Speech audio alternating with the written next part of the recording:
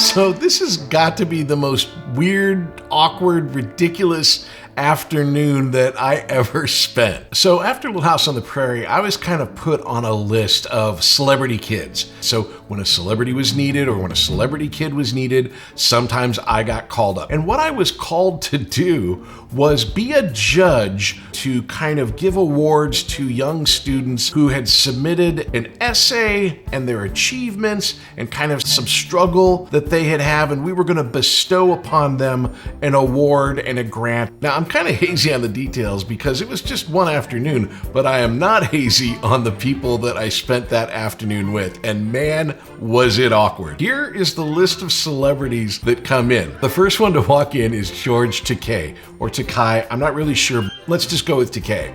So George Takei walks in, and that's Sulu from Star Trek. And I'm like, oh my God, I can't get over it because I love Star Trek. And so I'm really, really excited. Now, the next celebrity to walk in is Iron Eyes Cody. During the 70s, there was this whole big thing about littering. And there's this great classic commercial about some douche driving down the highway and he throws something out. And then it pans up to this Native American man and there's a single tear, and that's Iron Eyes Cody. It was super famous. And so he walks in, and the final two people to come in are Steve Lawrence and Edie Gourmet. At this point, I kind of knew who they were, but I really didn't quite understand them. They were kind of like Vegas entertainers and singers, and they had like this whole other kind of celebrity about them being a couple and them being a team. So these are the players for the rest of the afternoon. So I'm sitting there with George Takei, Iron Eyes Cody, Steve Lawrence, and Edie Gourmet. So we're trying to go through all of this information, who's going to win the award.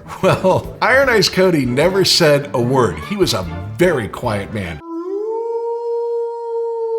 Steve and Edie were all about what was for lunch, when lunch was getting there, what was lunch going to be, how do we make sure that it's the lunch we want. They apparently loved Cantor's, which is a deli out here on Fairfax, and had like a whole plan in order to get lunch from Cantor's. Then George Takei would be reading off in the corner and you'd hear him go, "Oh my." And it would be so funny. And I'd turn around and I'd ask him, I say, "George, what is it?" And he goes, "Well, in this essay, it's quite amazing." And so I'd read it and we'd talk about it. So it's going pretty good. However, everybody wants a different person to win this award. There is no consensus anywhere. And then it becomes very clear that because I'm the kid, that the adults have figured out that if they can bend my will to whatever they want, then their guy will win the award. So now everybody is trying to get me to vote with them, and it became super awkward. On one side of me, I got Steve Lawrence going, "Hey baby, this kid's great, you gotta check him out." And on the other side, Edie Gourmet is, "This is a darling person who you must vote for." And then Iron Eyes Cody is literally just putting things in front of me.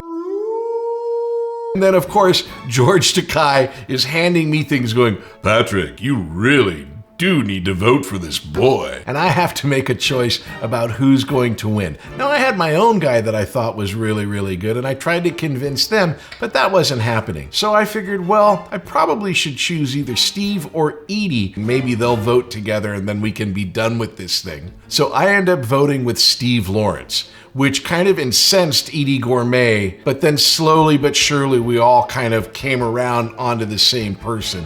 But I have to say, it had to be one of the most awkward afternoons I think I've ever spent. Oh my.